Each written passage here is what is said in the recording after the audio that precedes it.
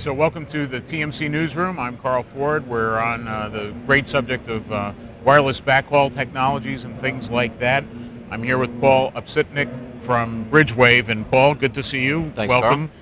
Thanks for being with us. Now, wireless backhaul's all the rage right now, but you guys have a history before wireless backhaul was the rage. Sure. Of just providing services to the enterprise. So why don't you talk about what you do and how it started? Yes, so the company focused on millimeter wave, I'd say about starting in 2004, 2005.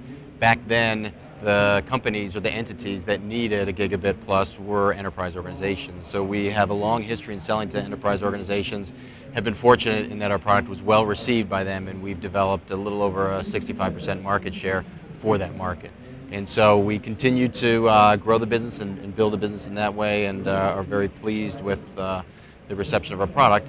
But about 2 or 3 years ago, we saw the growth of mobile data and the opportunity to take our technology and apply that to the mobile broadband market. And so that's what we've been focused on with our new product, FlexPort, is delivering a solution that's carrier grade, carrier class, to be able to allow them to cost effectively scale their backhaul networks. Right, and let's talk about that, because right now the marketplace is really expanding on the wireless backhaul side. So do they need to license the spectrum, or what? Maybe we should talk about it in terms of in the U.S. how could it work, and Sure. then outside of the Sure. U.S. So we have developed a solution that is in the millimeter wave area of the spectrum. As you probably know, a lot of the microwave that's gone in has been in the 6 to 38 gigahertz band, worked well, but it has limitations in terms of capacity. They haven't changed the laws of physics there. But we've been able to develop the millimeter wave solution, and the millimeter wave solution now allows you to go up to 1.2 gigs, soon to be 2.4 gigabits per second. So you can start out with a capacity of 100 megabits and expand up to a very large volume. And when you look at the nice thing about the spectrum, to your question, is when you look at how it's been licensed, there's a recognition in many parts of the world that the lower frequencies are getting used up. So now we have some new virgin territory in 80 gigahertz. Let's license that spectrum. So the United States and the United Kingdom were the first two countries to open up the spectrum, and they did something that's called lightly licensed, where you put in point A, point B, it goes into a database, checks to make sure it's not taking, you instantly get word back that it has been accepted. And so that's a very cost-effective way to get your spectrum, but it also ensures some level of protection so that you don't get the interference.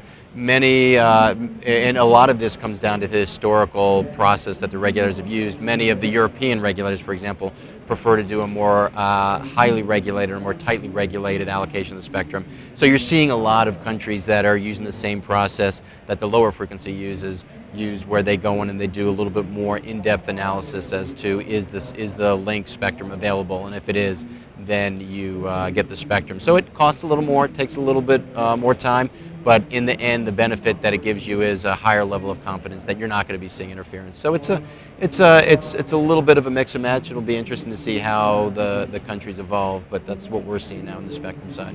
Right, and just so we're talking mostly point-to-point functionality Yes. here. So it's all the backhaul functions that we're doing on with Bridegewave.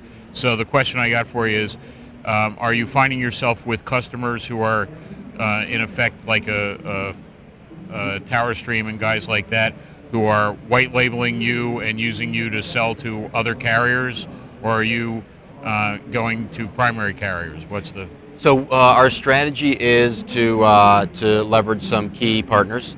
So we have built up a number of partners that can resell our solution, more equipment manufacturers, and those partners of ours are selling to both carriers for their direct self-build networks, as well as to more of the backhaul service providers, like the fiber towers, et cetera, those guys who could potentially leverage our solution in their network and deliver the services. So it really is a mix. We're talking to both the service providers and the carriers because we see that there's an opportunity. And it's going to change based on geography as well. In Europe, there seems to be more of a self-build trend, whereas in the U.S., there's very much significant investigations by the large carriers to look at backhaul service providers. Okay. And are there differentiations in price point using your technologies? Like, is there an advantage in terms of speed to market? Yeah, so in terms of the benefits, what we talk to operators about is that there's no one solution that solves all their backhaul needs. It's a very complex problem, and it will change geography to geography. So our view is that you need to have a backhaul toolbox. And in that toolbox, you need to have fiber, great solution, scalable, high capacity, but it can take time to install, and it can be expensive. Outsourced or third-party services, backhaul services, again, if it's on fiber, it can be a great solution, but it doesn't fit everywhere. And then microwave, and then what we also believe should be in your toolbox is millimeter wave, because the benefits you get is you can get a very cost-effective solution that can scale from 100 meg up to a gigabit plus, and you can do it very quickly. So I think those are some of the benefits we see, all with the same carrier class, carrier Ethernet, 5 nines availability requirements that carriers demand today. So we think we view it, we don't view it as an either or, we view it as a critical element in their toolbox that they need to develop their backhaul solution to really drive the economics to where they can make good, profitable money on mobile broadband. Cool. Paul, thank you so much for your time. Carl, Appreciate thank it. you. That was quick.